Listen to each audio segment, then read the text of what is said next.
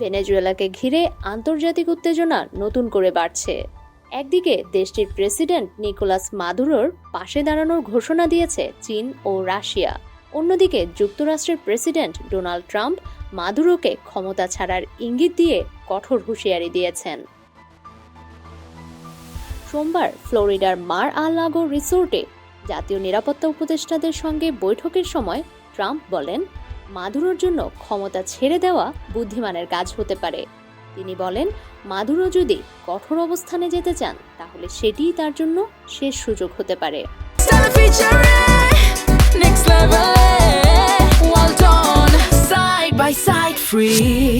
এই হুঁশিয়ারির মধ্যেই রাশিয়া ভেনেজুয়েলার প্রতি পূর্ণ সমর্থন পুনর্ব্যক্ত করেছে। একই সঙ্গে চীন ভেনেজুয়েলার উপকূলে যুক্তরাষ্ট্রের তেল ট্যাঙ্কার জব্দের ঘটনায় তীব্র নিন্দা জানিয়েছে। ট্রাম্প দাবি করেন, যুক্তরাষ্ট্র ইতোমধ্যে প্রায় 40 লাখ ব্যারেল ভেনেজুয়েলান তেল জব্দ করেছে এবং এসব তেল ও জাহাজ যুক্তরাষ্ট্রের নিয়ন্ত্রণেই থাকবে। প্রয়োজনে সেগুলো বিক্রি বা কৌশলগত মজুদে ব্যবহার করা হতে পারে বলেও তিনি জানান।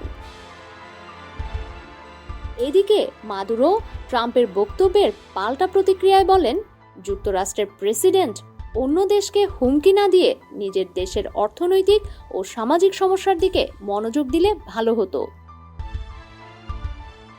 রাশিয়ার পররাষ্ট্রমন্ত্রী সের্গেই ল্যাভরভ এক বিবৃতিতে বলেন, ক্যারিবীয় অঞ্চলে যুক্তরাষ্ট্রের পদক্ষেপ আঞ্চলিক স্থিতিশীলতার জন্য হুমকি।